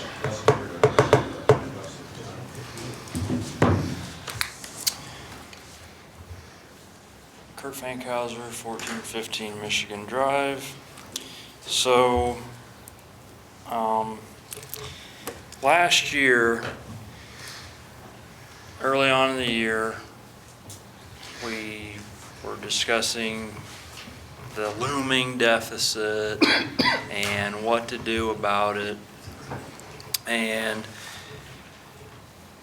a tax levy was put on the ballot in November. And discussion stopped once that levy was, once the committee had decided to put the levy out there and full council voted to put the levy on the ballot. There was pretty much no discussion the whole rest of the year. Everybody just was going to sit and see what turned out in November. Well, the levy failed, and then I came up here and I said, well, what's our plan? What's our plan? What do we do? And we were going to originally kind of towards early December talk about it. Then that kind of got pushed back till after the holiday. And then January got here, and then it turned into, well, let's have a town hall. And then the town hall happened, and we really didn't not really have much discussion on this because it's really centered on safety forces, police and fire. And so now I'm hearing we don't want to talk about it until after the May primary. And then I can already see what's going to happen after the May primary. It's going to turn into, well, we don't want to talk about it until after the November election. So I can just see this thing just constantly getting, like, man, let's just keep kicking it on down the road. And I found out today that it's pretty much going to happen. Winford's going to have a tax levy on the ballot in November. They're facing I believe it's over a $1 million deficit here. I don't know if it's in their 25 or 26 budget. And then the following year after that, I don't know if it's 26 or 27. They're going to have a $4.4 million budget deficit. So they're going to be running a tax levy. So I can already see this thing shaping up if we have to run one and they're running one at the same time.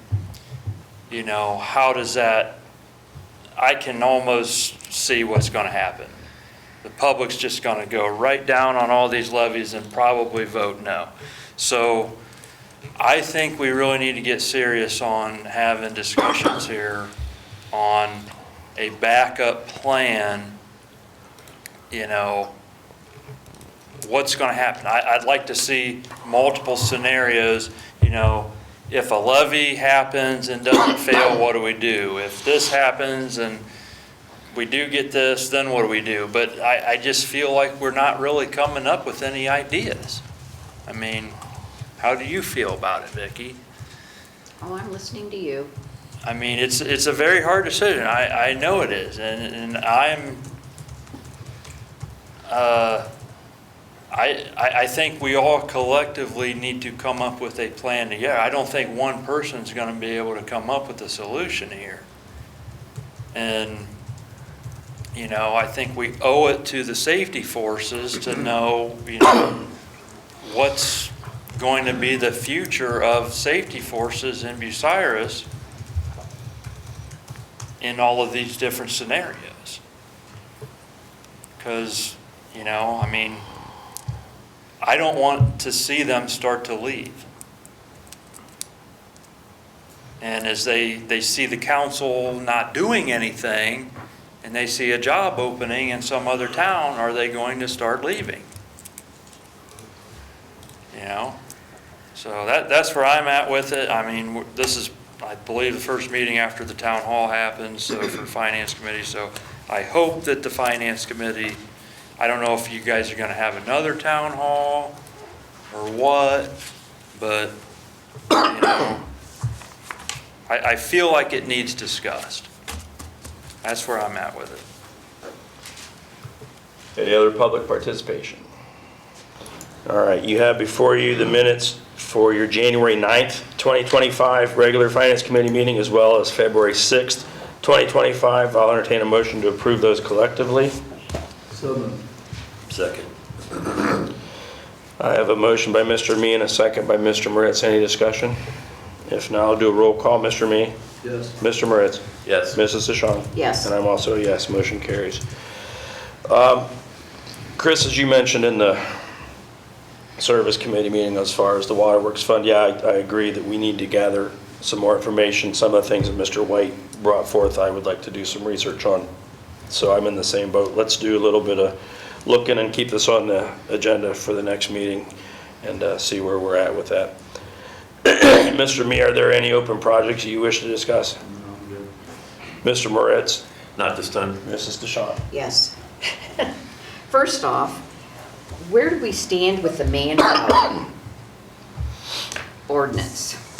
The last time we spoke, I was asked to email to Mr. Gobrake the changes that I had brought up to the manpower ordinance, which I did. And then you've made those changes. Correct. One thing I noticed tonight as I was putting everything together, and it's minor, but the numbering of the pages. It says page 1 of 2, page 2 of 2, page 3 of 2, so that's a change. I'm not sure. 3 of 2. 3 of 2. So other than that, I mean, the manpower is ready to be addressed, I think.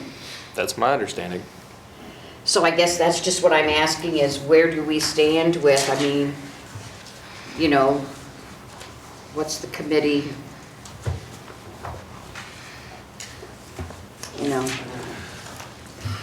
Well, I will take this opportunity to remind the committee that these $4.25 raises are going to be spread out over the next 4 years. There was a wage reopener, and so with the AFSCME union, and we're not going to be in a position in 2025, potentially, if we don't get our act together, to be able to offer raises at that point when there's time for negotiating a new contract. We can afford it now. That puts us in a better position in 2025 to negotiate via percentages. This manpower ordinance typically follows that, and again, is gonna be spread out over 4 years, which is in effect $1.06 a year. I'm confused. Yeah, if you're the employee that just got a $4.25 raise, I'm not spreading that out. That's every year. Yeah. We're not spreading No, it it's out over not. anything. That's why it was a wage reopener. Okay, I'm not understanding. Yeah, no. You didn't give them $1.60 raise, you know, we gave them a 4 1/4 raise. Right. The raise came from the last year of the contract we're currently in. They reopened contract negotiations for the 3-year contract that we're in. Next year, at the end of 2025, we're renegotiating a 3-year contract. We get to negotiate either raises, percentages, or both, typically. Obviously, in 2026, we're not going to be in a position to offer money, but they're not going to let us walk away without percentages, right? It puts us in a better opportunity. So 4 years from now, the $4.25 now, what we can afford, is being spread out over the next 4 years. I know I You did not do well completely in just math, confused but the I- absolute shit out of me. I think they're just talking about manpower specifically, and you're talking about ASME in general. I think that's where the confusion is. Right, they follow each other. Yes, yeah. So you're saying that in this current manpower ordinance, it's a $4.25 raise for these individuals, not this current manpower ordinance has it split out between multiple years. Right. So it's a one-time $4.25 raise. in Correct, this- because it won't go up again probably until the unions go up, because the manpower typically follows the billet.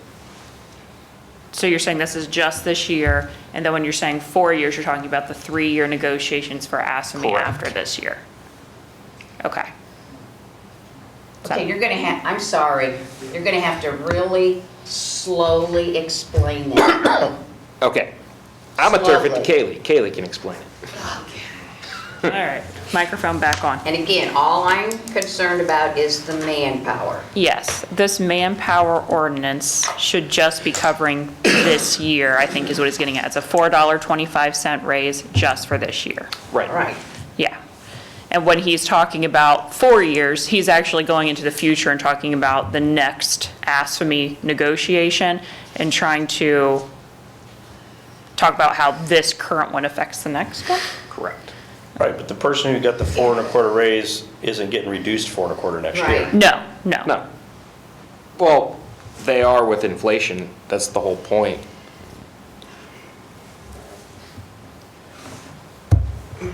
The whole point of the 425 when we started this whole thing was to bring us up to where we started dollar for dollar wise based in 3 years ago.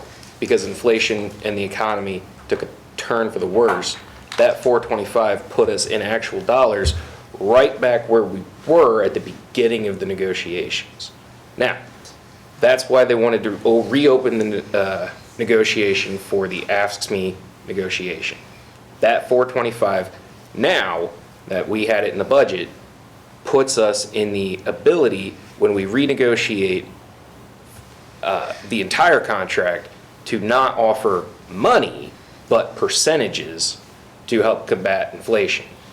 And that's going to be spread out over the next. Give me a hypothetical, you're talking a percentage, so you're saying a 2% raise versus a dollar raise? What are you talking about a percentage? Kaylee, can you help me out here? All right, I think it's important to stress that right now, when you're talking about the manpower ordinance in front of you, it's just $4.25. What he's saying is in the future, when we go into ASME raises, they can negotiate it as being a 0.5% raise, a 2% raise, or they can choose, like they did this time, to set it at a dollar figure amount. Right. Yeah. Right. So this is a negotiation for both of you, So unions and at at the end of in 4 years, when we renegotiate the end of the next contract, then the next raise for the manpower will probably follow the billing, right? Not billing. Or the asking, right? Yes, typically manpower always follows ASME. Right. So we're looking multi-years into the future. Does that make any sense? I think he's just explaining his strategy over the next negotiation cycle for you. Chris gets it. He can explain it now. It's just a strategy thing for the next time around. Right. Do percentages versus a dollar amount. And if it's an inflation thing, then it's inflation. Have you ever heard of a COLA? Percentage of that. Huh? Have you ever heard of a COLA? Cost of living increase. Right. Adjustment, whatever. Pretty much. So that you're pretty much saying that's what the $4 an hour was a COLA. Yeah. It was And an then, adjustment. despite me explaining that, everything went to shit.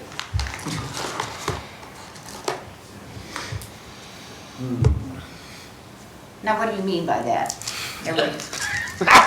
Well, I mean, what happened? if we look back when we were discussing this the first time, I explained this in what I thought was pretty good detail, and explained that it covers the next 4 years. That $4.25 an hour is going to cover the next 4 years, and you've got to divide that by 4, and that's $1.06 per year at the end of that 4th year.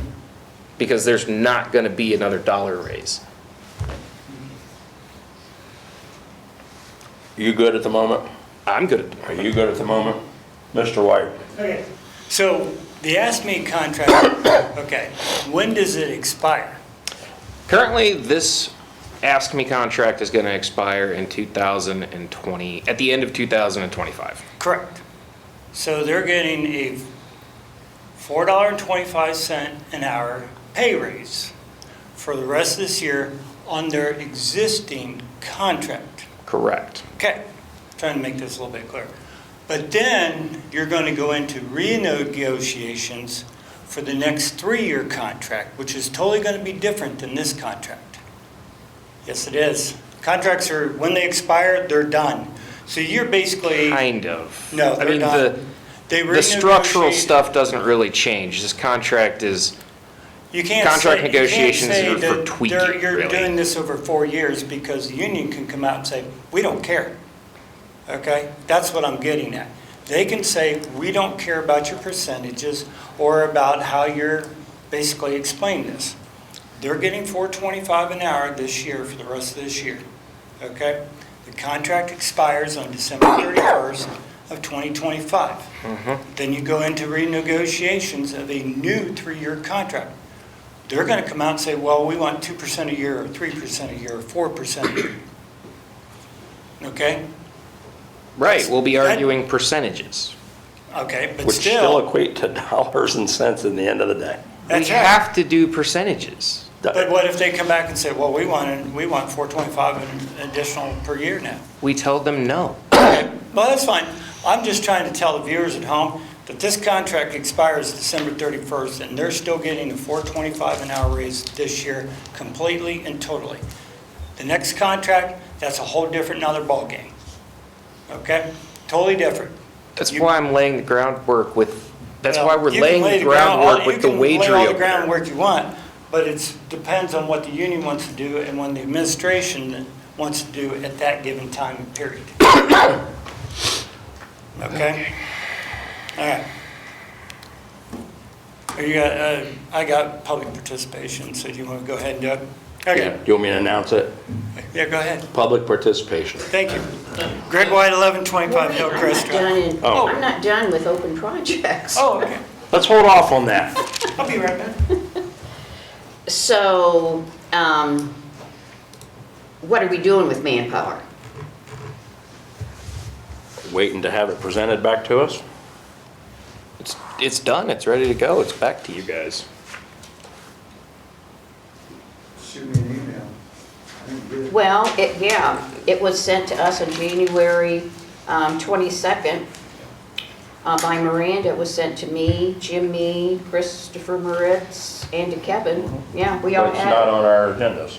Yes, I don't think it's on the agenda. That's my point. Yeah, it's, Well, why does it have to be on the agenda? It's in our open projects. I was gonna say, it's on open projects. it's not on the project. So what date was that? Yes, it is. It's on I was open gonna projects. say, we have an open projects list right here. Yeah, it's on open projects, one. trust me.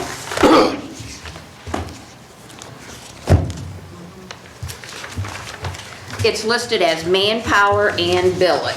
We've already done the billet. We passed that.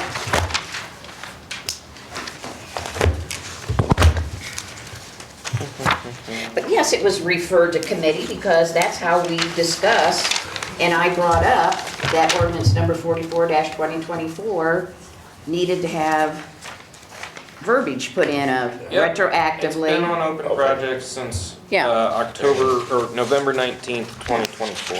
I apologize. I thought that the committee had finished with it and we were waiting on it to go to full council. Well,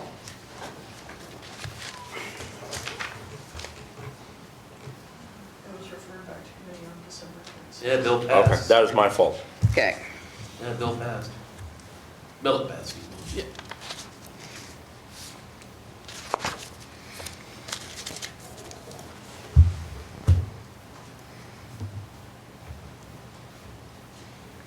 Now, because I don't recall offhand, and I probably don't have my proper paperwork, did this, when this was referred back to committee, did it have any readings done? First reading. Oh, yes, there was the first reading. There's my note, first Yep. reading. Thank you. Okay. So that brings up a question before we go on with this. The fact that we've had a first reading and then it was referred back to our committee, when it goes, when we say here's the changes and, then we give it back to council, it still maintains its same number. Correct. Okay. However, if there's legislation that's prepared and given a number, but it was pulled before it had a reading, because that's material bids, never had a reading. We pulled that, correct? Correct.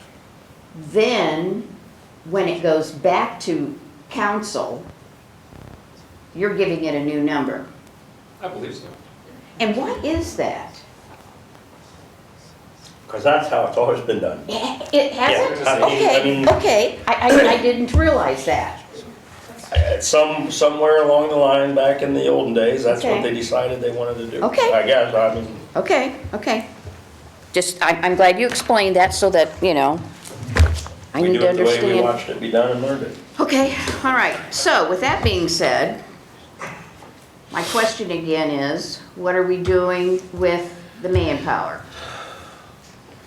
I mean, are we in agreement with the changes that have been made, that, were requested of Mr. Goldberg, which he emailed to us again on January 22nd?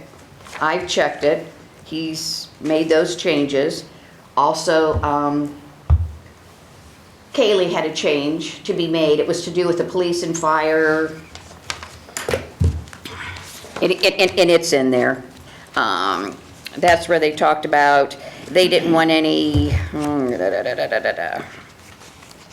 we were going to refer to the union and the manpower, and the administration would be setting the, pay scale, okay. And that verbiage that was in there before when they referred to the union has been removed. So, I mean, I've looked it over and I'm fine with the changes. They've been made. Do I hear a motion to request legislation be sent to full council for a vote?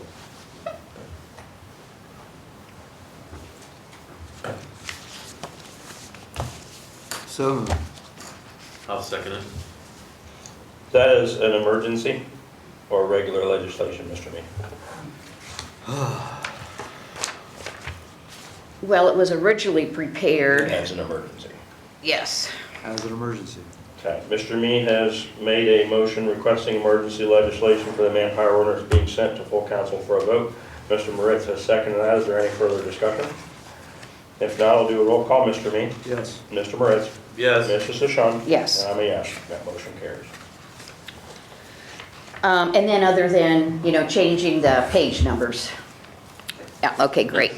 And then the next open project, Bratwurst Festival. Has the administration, the last time we spoke, Haley was going to get figures to the administration, and then the administration was going to come to us and say, hey, if I'm understanding correctly, this is what we've negotiated with the festival, and then they come to our committee and... So I feel like we put that on the lap of the administration. It's on them to come to us when they have that. Yeah, Okay. I would say so.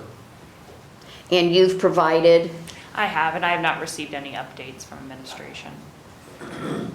I don't know if they've had any conversations with the Bratwurst Festival at this point or not.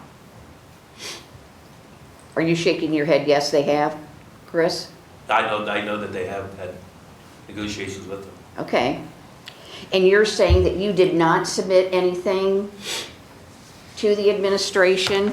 Those figures, that spreadsheet that you did? I believe I had. Oh, okay, I thought you Yeah. said you No, no, did. no. She said she did. Oh, I'm sorry.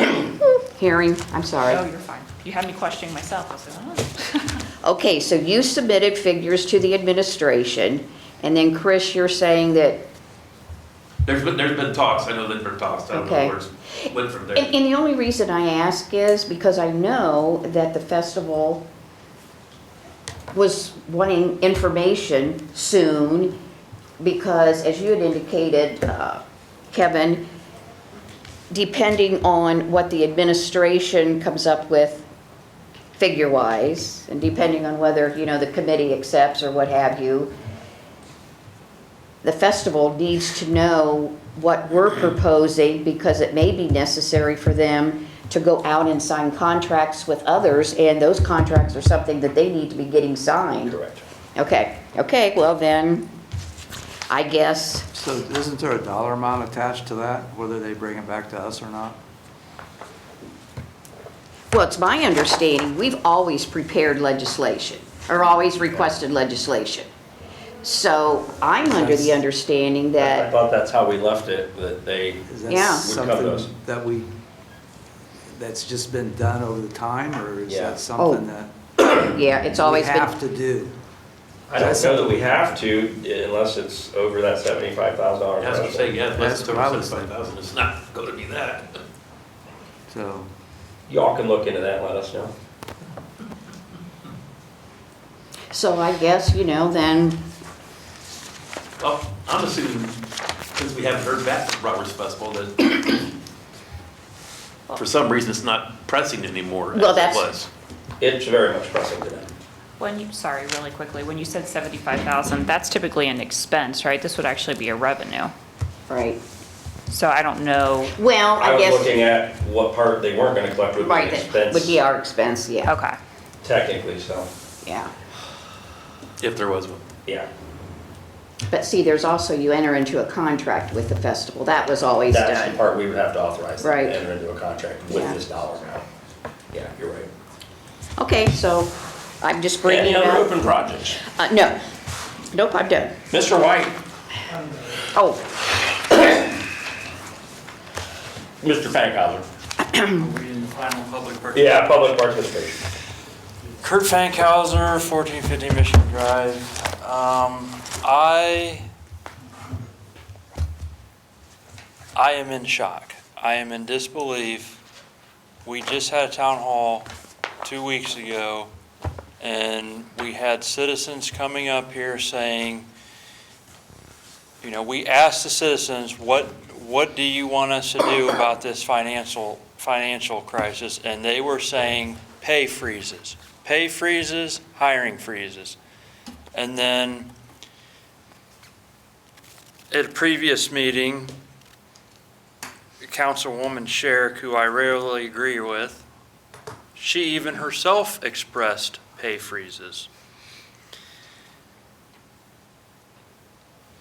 And then here we are tonight, back again, pushing the pay freeze, or pushing pay raises again. Now, let me tell some history on these union pay increases starting about when COVID happened. So when we started EMS in 2020, the fire department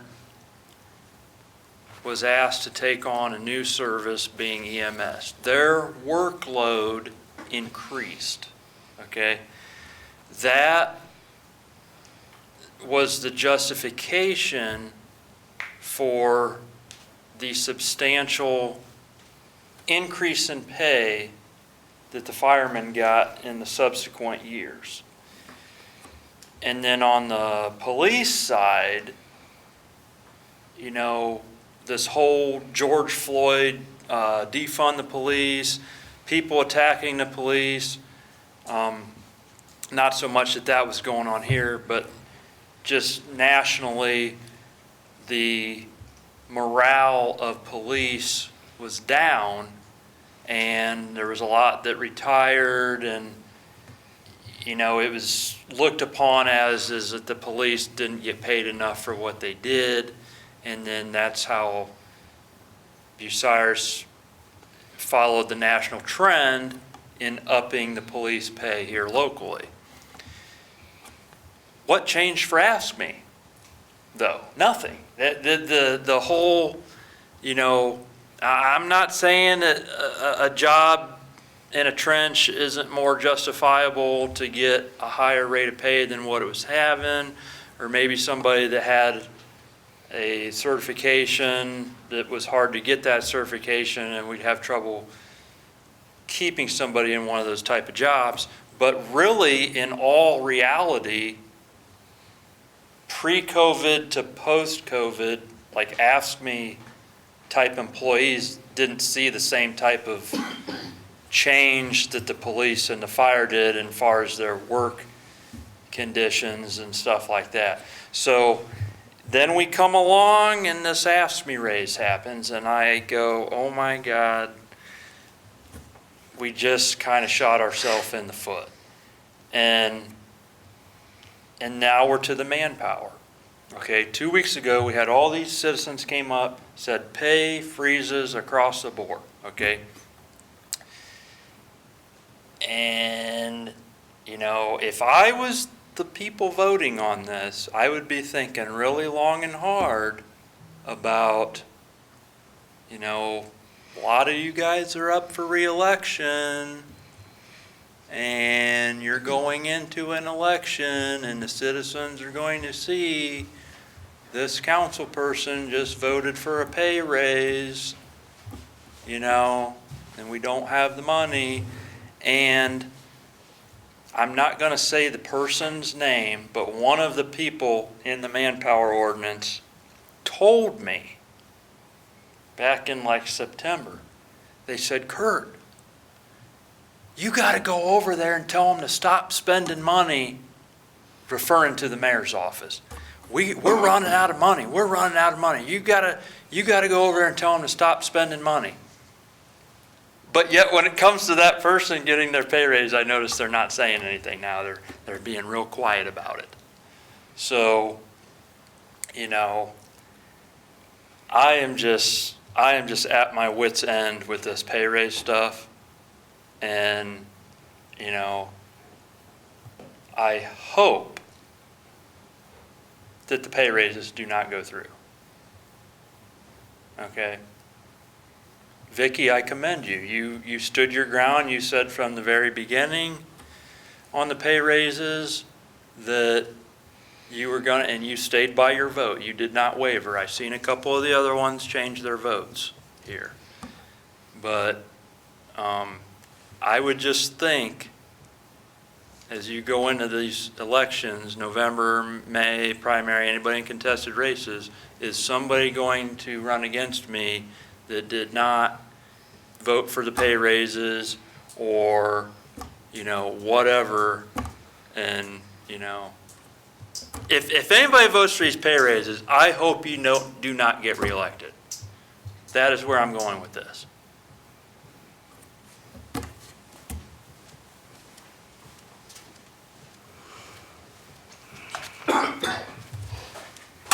Greg White, 1125 Hillcrest Drive. What cuts has this committee done with the budget? Do you have a list of items or ways of cutting spending? No.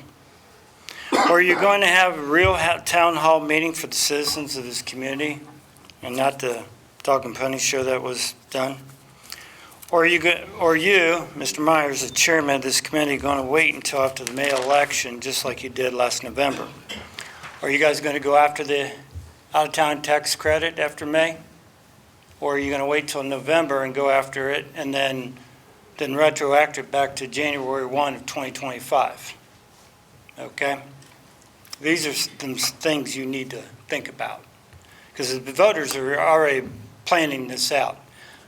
I agree with some people that came up here during the town hall meeting. If you're going to take it, and shut up.